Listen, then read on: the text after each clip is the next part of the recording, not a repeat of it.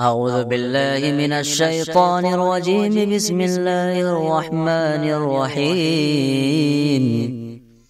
الحمد لله الذي أنزل على عبده الكتاب ولم يجعل له عوجا قيما لينذر بأسا شديدا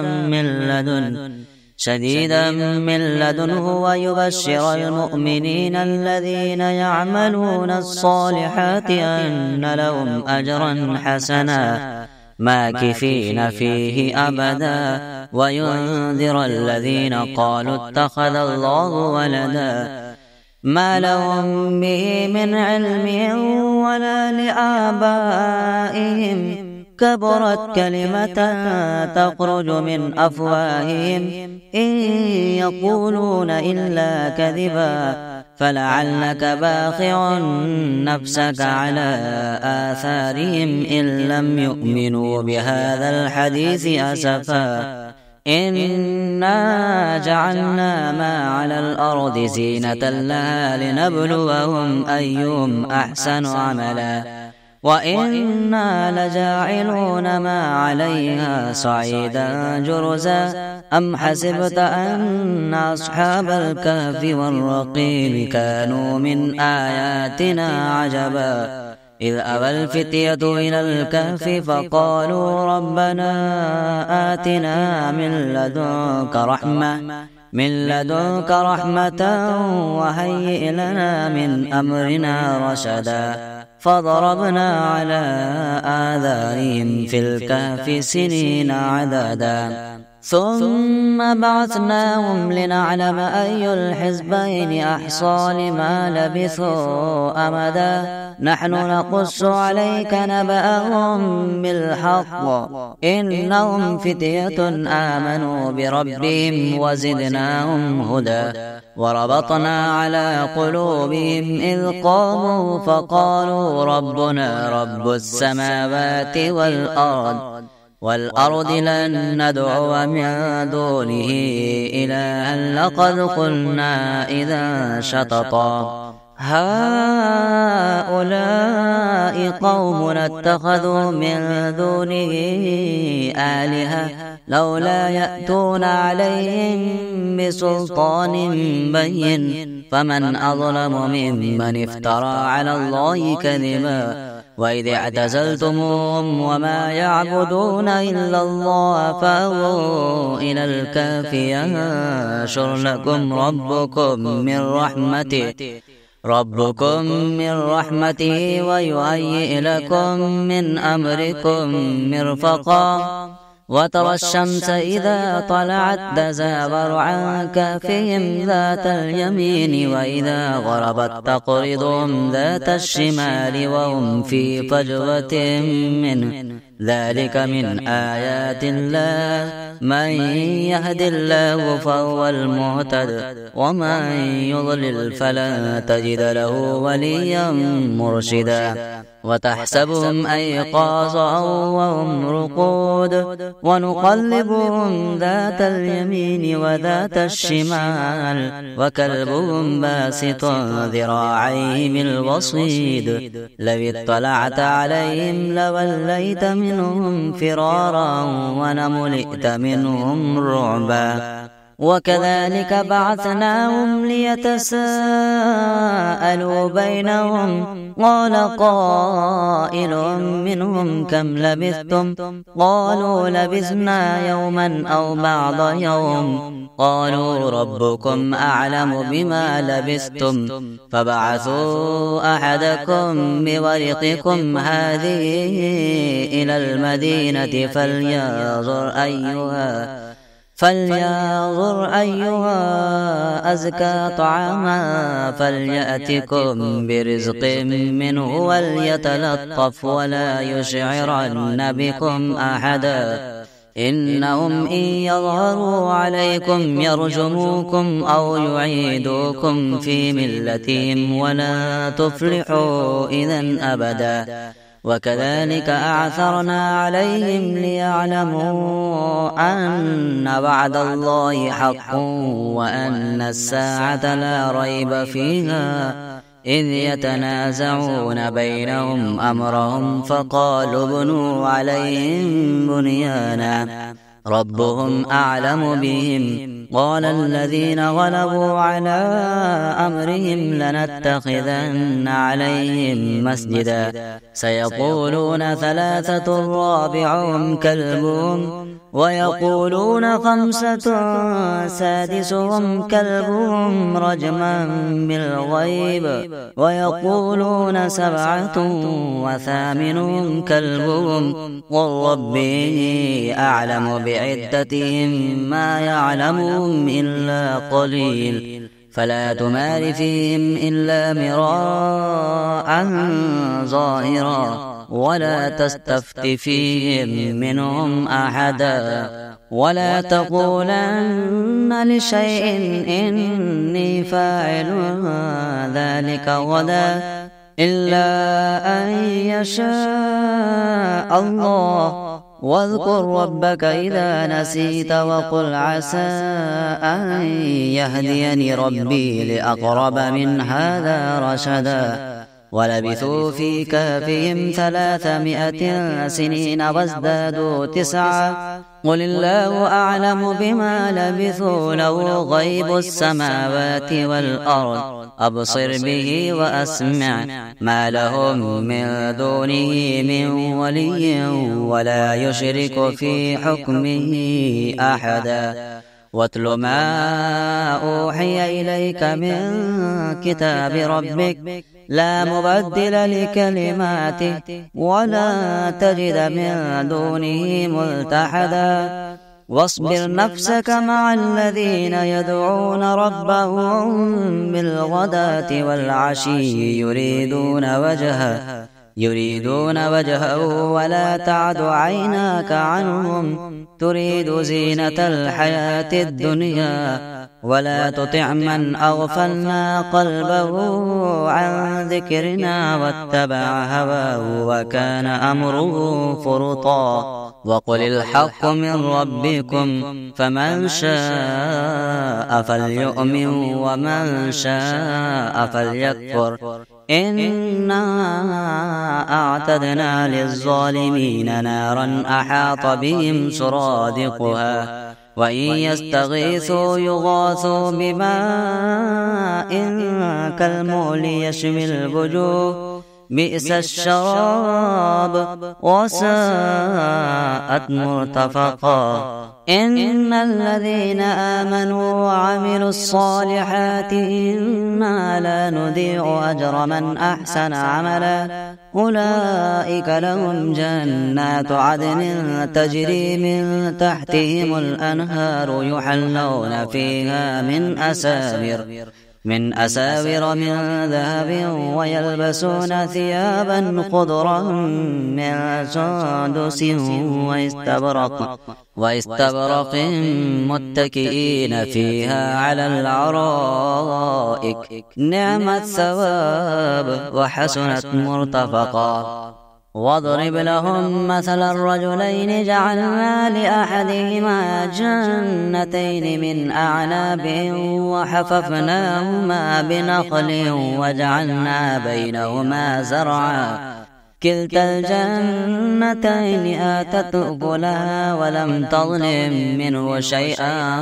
وفجرنا خلالهما نهرا وكان له ثمر فقال لصاحبه وهو يحابره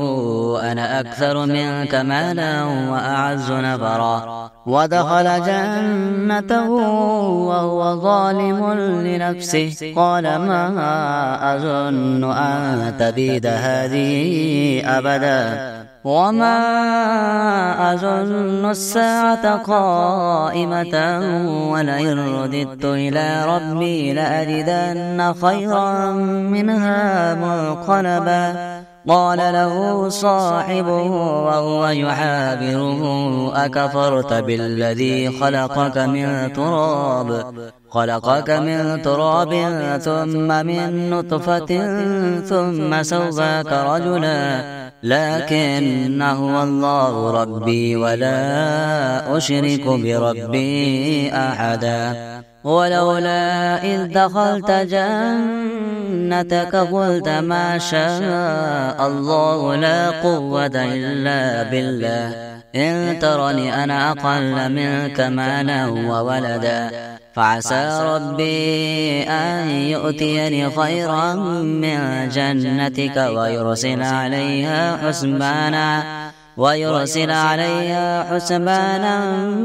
من السماء فتصبح صعيدا زلقا أو يصبح ماؤها غورا فلن تستطيع له طلبا وأحيط بثمره فأصبح يقلب كفيه على ما أنفق فيها وهي خاوية على عروشها ويقول يا ليتني لم أشرك بربي أحدا ولم تكن له فئة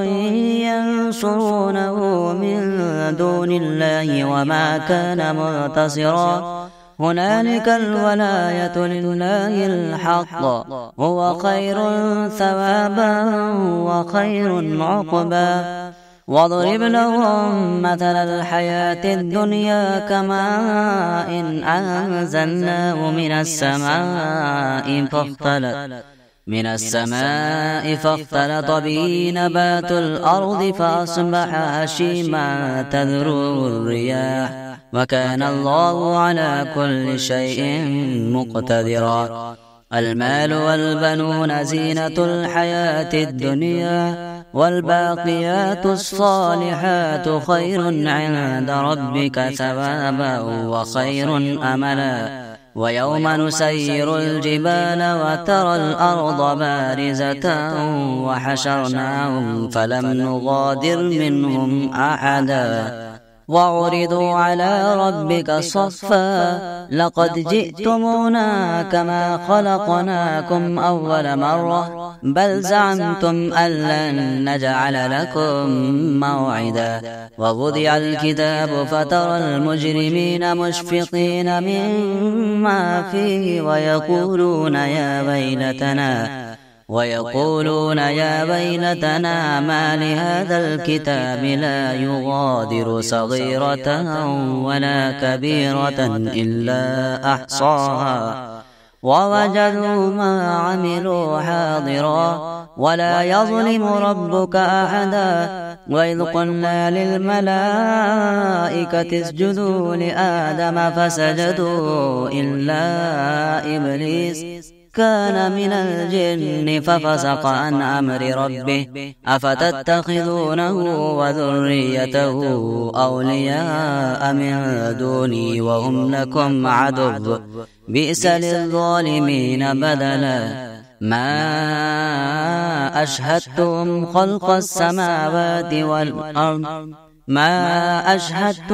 خلق السماوات والأرض ولا خلق أنفسهم وما كنت متخذ المضلين عضدا ويوم يقول نادوا شركائي الذين زعمتم فدعوهم فلم يستجيبوا لهم وجعلنا بينهم موبقا ورأى المجرمون النار فظنوا أنهم مواقعوها ولم يجدوا عنها مصرفا ولقد صرفنا في هذا القرآن للناس من كل مثل وكان الإنسان أكثر شيء جدلا وما منع الناس أن يؤمنوا إذ جاءهم الهدى ويستغفروا ربهم إلا أن تأتيهم سنة الأولين أو يأتيهم العذاب قبلا وما نرسل المرسلين إلا مبشرين ومنذرين ويجادل الذين كفروا بالباطل ليدحضوا به الحق واتخذوا آياتي وما أنذروا هزوا ومن أظلم ممن ذكر بآيات ربه فأعرض عنها ونسي ما قدمت يداه إنا جعلنا على قلوبهم أكنة أن يفقهوا وفي آذانهم وقرا وإن تدعوهم إلى الهدى فلن يهتدوا إذا أبدا وربك الغفور ذو الرحمة لو يؤاخذهم بما كسبوا لعجل لهم العذاب بل لهم موعد لن يجدوا من دونه موئلا وتلك القرى أهلكناهم لما ظلموا وجعلنا لمهلكهم موعدا وإذ قال موسى لفتاه لا أبرح حتى أبلغ مجمع البحرين أو أمضي حقبا فلما بلغا مجمع بينهما نسيا حوتهما فاتخذ سبيله في البحر سربا فلما جاوزا قال لفتاه آتنا غداءنا لقد لقينا من سفرنا هذا نصبا قال أرأيت إذ أوينا إلى الصخرة فإني نسيت الحوت وما أنسانيه إلا الشيطان أن أذكره واتخذ سبيله في البحر عجبا قال ذلك ما كنا نبغي فارتد على آثارهما قصصا فوجد عبدا من عبادنا آتيناه رحمة من عندنا وعلمناه من لدنا علما قال له موسى هل أتبعك على أن تعلمني مما علمت رشدا قال إنك لن تستطيع معي صبرا وكيف تصبر على ما لم تحط به خبرا قال ستجدني إن شاء الله صابرا ولا أعصي لك أمرا قال فإن اتبعتني فلا تسألني عن شيء حتى أحدث لك منه ذكرا فانطلقا حتى إذا ركبا في السفينة خرقها قال أخرقتها لتغرق أهلها لقد جئت شيئا إمرا قال ألم أقل إنك لن تستطيع معي صبرا قال لا تؤاخذني بما نسيت ولا ترهقني من أمري عسرا فانطلقا حتى إذا لقيا غلاما فقتله قال أقتلت نفسا زكية بغير نفس لقد جئت شيئا نكرا قال ألم أقل لك إنك لن تستطيع معي صبرا قال إن سألتك عن شيء بعدها فلا تصاحبني قد بلغت من لدني عذرا فانطلقا حتى إذا أتى أهل قرية استطعما أهلها فأبوا أن يضيفوهما فوجد فيها جدارا يريد أن ينقض فأقامه قال لو شئت لاتخذت علي أجرا قال هذا فراق بيني وبينك سأنبئك بتأويل ما لم تستطع عليه صبرا أما السفينة فكانت لمساكين يعملون في البحر فأردت أن أعيبها وكان وراءهم ملك يأخذ كل سفينة غصبا وأما الغلام فكان أبواه مؤمنين فخشينا أن يرهقهما طغيانا وكفرا فأردنا أن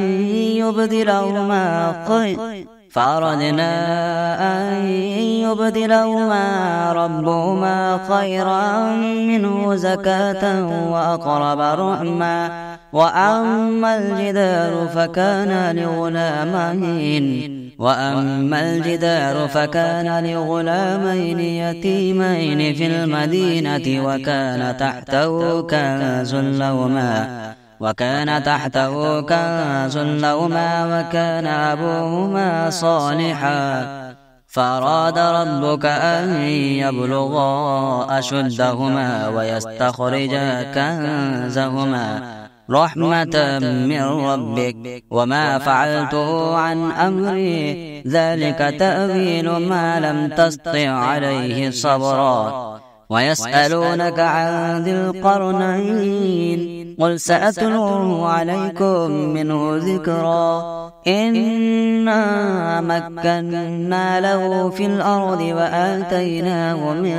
كل شيء سببا فأتبع سببا حتى إذا بلغ مغرب الشمس وجدها تغرب في عين حمئة ووجد عندها قوما. قلنا يا ذا القرنين إما أن تعذب وإما أن تتخذ فيهم حسنا. قال أما من ظلم فسوف نعذبه ثم يرد إلى ربه فيعذبه عذابا نكرا. وأما من آمن وعمل صالحا فله جزاء الحسنى وسنقول له من أمرنا يسرا. ثم أتبع سببا حتى إذا بلغ مطلع الشمس وجدها تطلع على قوم لم نجعل لهم من دونها سترا. كذلك وقد أحطنا بما لديه خبرا. ثم أتبع سببا حتى إذا بلغ بين السدين وجد من دونهما قوما لا يكادون يفقهون قولا. قالوا يا ذا القرنين إن يأجوج ومأجوج مفسدون في الأرض فهل نجعل لك خرجا على أن تجعل بيننا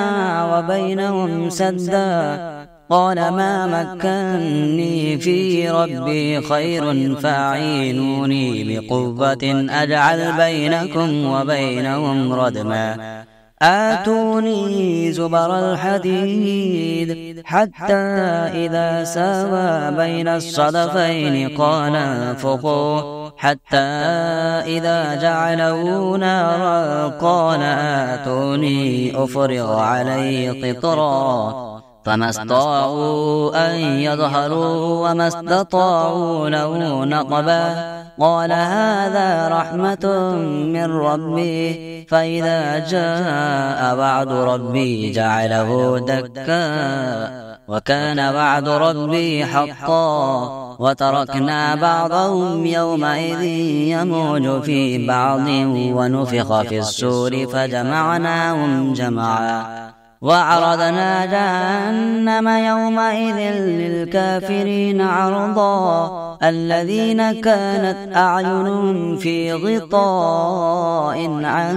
ذكري وكانوا لا يستطيعون سمعا. أفحسب الذين كفروا أن يتخذوا عبادي من دوني أولياء. إنا أعتدنا جهنم للكافرين نزلا. قل هل ننبئكم بالأخسرين أعمالا الذين ضل سعيهم في الحياة الدنيا وهم يحسبون أنهم يحسنون صنعا. أولئك الذين كفروا بآيات ربهم ولقائه فحبطت أعمالهم فلا نقيم لهم يوم القيامة وزنا. ذلك جزاؤهم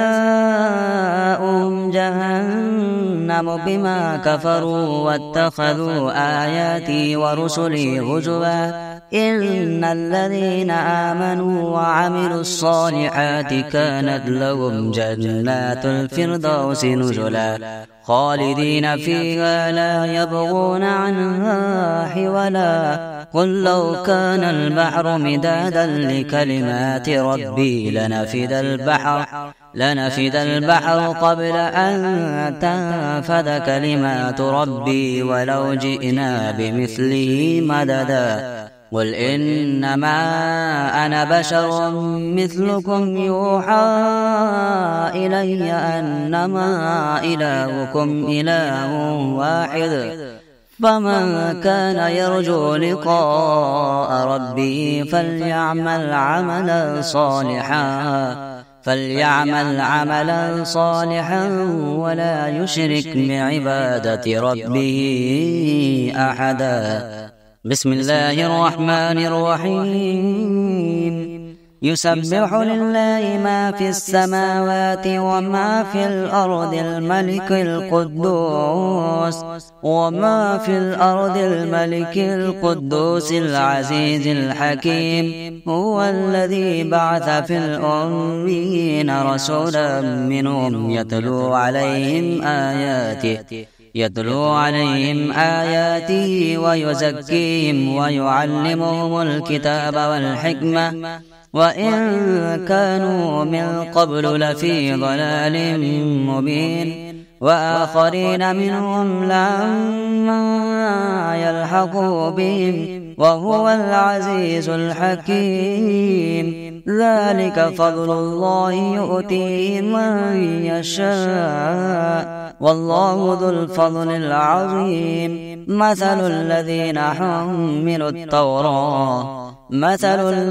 حملوا التوراة ثم لم يحملوها كمثل الحمار يحمل أسفارا بئس مثل القوم الذين كذبوا بآيات الله والله لا يهدي القوم الظالمين. قل يا أيها الذين هادوا إن زعمتم أنكم أولياء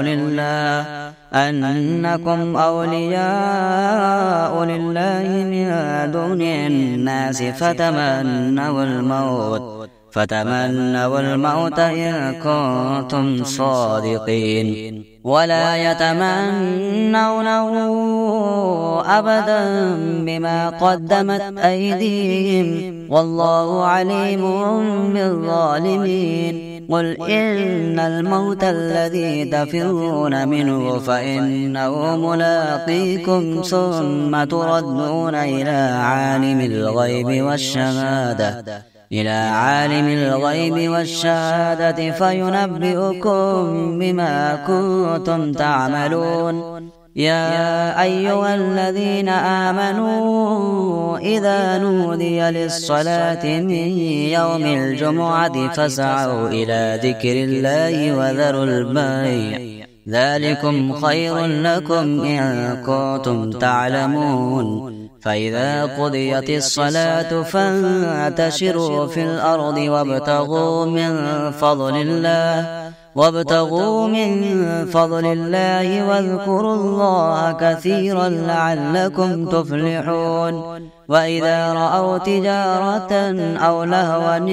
انفضوا إليها وتركوك قائما قل ما عند الله خير من اللهو ومن التجارة والله خير الرازقين. بسم الله الرحمن الرحيم قل يا أيها الكافرون لا أعبد ما تعبدون ولا أنتم عابدون ما أعبد ولا أنا عابد ما عبدتم ولا أنتم عابدون ما أعبد لكم دينكم ولي دين. بسم الله الرحمن الرحيم قل هو الله أحد الله الصمد لم يلد ولم يولد ولم يكن له كفوا أحد. بسم الله الرحمن الرحيم. قل أعوذ برب الفلق من شر ما خلق ومن شر غاسق إذا وقب ومن شر النفاثات في العقد ومن شر حاسد إذا حسد. بسم الله الرحمن الرحيم. قل أعوذ برب الناس ملك الناس إله الناس من شر الوسواس الخناس الذي يوسوس في صدور الناس من الجنة والناس. بسم الله الرحمن الرحيم. الحمد لله رب العالمين الرحمن الرحيم مالك يوم الدين إياك نعبد وإياك نستعين اهدنا الصراط المستقيم صراط الذين أنعمت عليهم غير المغضوب عليهم ولا الضالين. بسم الله الرحمن الرحيم. ألف لام ميم ذلك الكتاب لا ريب فيه هدى للمتقين الذين يؤمنون بالغيب ويقيمون الصلاة ومما رزقناهم ينفقون والذين يؤمنون بما أنزل إليك وما أنزل من قبلك وبالآخرة هم يوقنون أولئك على هدى من ربهم وأولئك هم المفلحون. الله لا إله إلا هو الحي القيوم لا تأخذه سنة ولا نوم له ما في السماوات وما في الأرض من ذا الذي يشفع عنده إلا بإذنه يعلم ما بين أيديهم وما خلفهم ولا يحيطون بشيء من علمه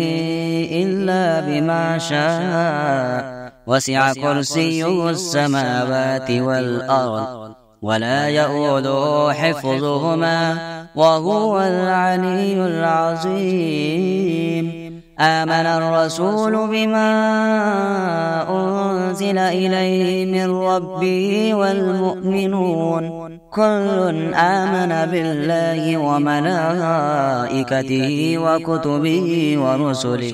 لا نفرق بين أحد من رسله وقالوا سمعنا وأطعنا غفرانك ربنا وإليك المصير. لا يكلف الله نفسا إلا وسعها لها ما كسبت وعليها ما اكتسبت ربنا لا تؤاخذنا إن نسينا أو أخطأنا ربنا ولا تحمل علينا إصرا كما حملته على الذين من قبلنا ربنا ولا تحملنا ما لا طاقة لنا به واعف عنا واغفر لنا وارحمنا أنت مولانا فانصرنا على القوم الكافرين.